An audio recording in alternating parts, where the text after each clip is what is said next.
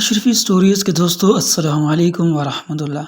جی تو پیارے دوستو، آج ہم حضرت عمر رضی اللہ تعالی عنہ کی زندگی کے متعلق چند واقعات یا چند حقائق بتائیں گے جنہیں سن کر آپ دنگ رہ جائیں گے۔ جب سیدنا عمر رضی اللہ تعالی عنہ کو ابو لولو فیروز میجوسی نے نیزہ مارا تو آپ رضی اللہ تعالی عنہ کو دودھ پلایا گیا جو پسلیوں کی طرف سے نکل گیا۔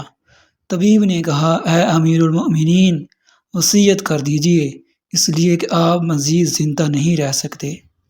سیدنا عمر رضی اللہ تعالی عنہ نے اپنے بیٹے عبداللہ رضی اللہ تعالی عنہ کو بلایا اور کہا، میرے پاس حذیفہ بن یمان کو لاؤ۔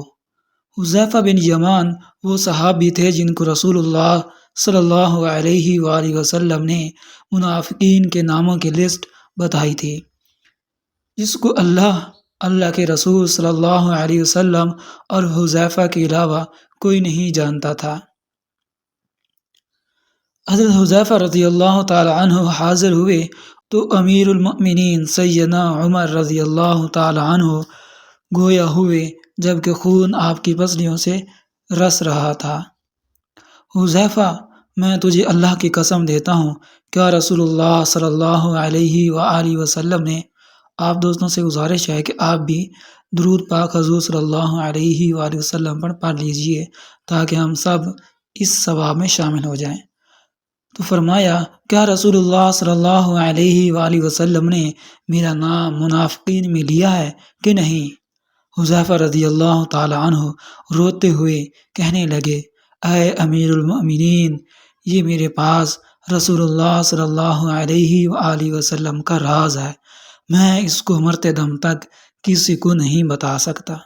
سیدنا عمر رضی اللہ تعالی عنہ کہنے لگے، حذیفہ، بلا شبہ یہ رسول اللہ کا راز ہے، بس مجھے اتنا بتا دیجئے کہ رسول اللہ صلی اللہ علیہ وآلہ وسلم نے میرا نام منافقین کے جدول میں یا منافقین کی لسٹ میں شامل کیا ہے یا نہیں۔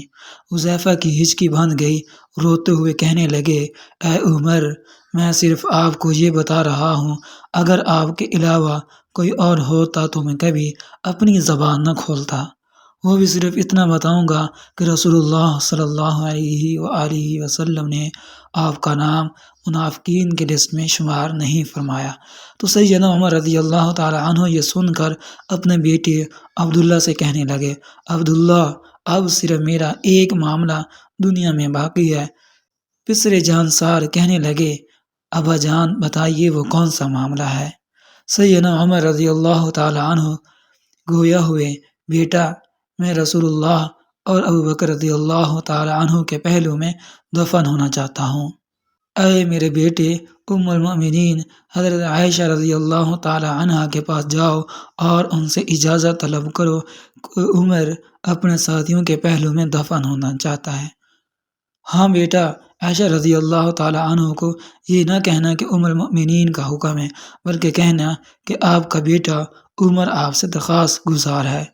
ام المؤمنین عائشہ رضی اللہ تعالی عنہ کہنے لگی، میں نے یہ جگہ اپنی قبر کے لیے مختص کر رکھی تھی، لیکن آج میں عمر کے لیے اس سے دستبردار ہوتی ہوں۔ حضرت عبداللہ رضی اللہ تعالی عنہ مطمئن لوٹے اور اپنے ابا جان کو اجازت کا بتایا۔ سیدنا عمر رضی اللہ تعالی عنہ یہ سن کر اپنے رخسار کو زمین پر رکھ دیا، آداب فرزندی سے معمور بیٹا آگے بڑھا اور باپ کے چہرے کو اپنے گود میں رکھ لیا۔ باپ نے بیٹے کی طرف دیکھا اور کہا، اس پیشانی کو زمین سے کیوں اٹھایا؟ اس چہرے کو زمین پر واپس رکھ دو، ہلاکت ہو گئی عمر کے لیے اگر اس کے رب نے اس کو قیامت کے دن معاف نہ کیا۔ اللہ آپ پر رحمت فرمائے اے عمر۔ سیدنا عمر رضی اللہ تعالی عنہ بیٹے عبداللہ کو یہ وصیت کر کے اس دار فانی سے کوچ کر گئے، جب میرے جنازے کو اٹھایا جائے اور مسجد نبوی میں میرا جنازہ پڑھایا جائے تو حذیفہ پر نظر رکھنا، کیونکہ اس نے وعدہ توڑنے میں تو شاید میرا حیا کیا ہو، لیکن دھیان رکھنا وہ میرا جنازہ بھی پڑھتا ہے یا نہیں۔ اگر تو حذیفہ میرا جنازہ پڑھے تو میری میت کو رسول اللہ صلی اللہ علیہ وآلہ وسلم کے گھر کی طرف لے کر جانا اور دروازے پر کھڑے ہو کر کہنا، اے ام المؤمنین، اے مومنوں کی ماں، آپ کے بیٹے عمر کا جسد خاکی آیا ہے۔ ہاں یہاں یہ بھی یاد رکھنا، امیر المؤمنین نہ کہنا عائشہ مجھ سے بہت حیا کرتی ہے۔ اگر تو عائشہ رضی اللہ تعالی عنہا اجازت مراحمت فرما دے تو ٹھیک، اگر اجازت نہ ملے تو مجھے مسلمانوں کے قبرستان میں دفنا دینا۔ عبداللہ بن عمر رضی اللہ تعالیٰ عنہ کہنے لگے، ابا جان کا جنازہ اٹھایا گیا تو میری نظریں حذیفہ پر تھیں۔ حذیفہ آئے اور انہوں نے ابا جان کا جنازہ پڑھا۔ میں یہ دیکھ کر مطمئن ہو گیا اور ابا جان کی میت کو حضرت عائشہ رضی اللہ تعالیٰ عنہا کے گھر کی طرف لے کر چلے، جہاں ابا جان کوئی دونوں ساتھی آرام فرما تھے۔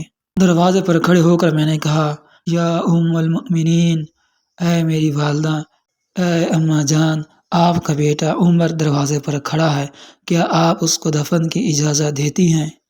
اما عائشہ رضی اللہ تعالی عنہا نے کہا، مرحبا، امیر المؤمنین کو اپنے ساتھیوں کے ساتھ دفن ہونے پر مبارک ہو، رضی اللہ عنہم ورضوا عنہ، اللہ راضی ہو عمر سے جنہوں نے زمین کو عدل کے ساتھ بھر دیا، اور پھر اللہ سے اتنا زیادہ ڈرنے والے، اس کے باوجود کہ رسول اللہ صلی اللہ علیہ وآلہ وسلم نے عمر کو جنت کی خوشخبری بھی دی تھی۔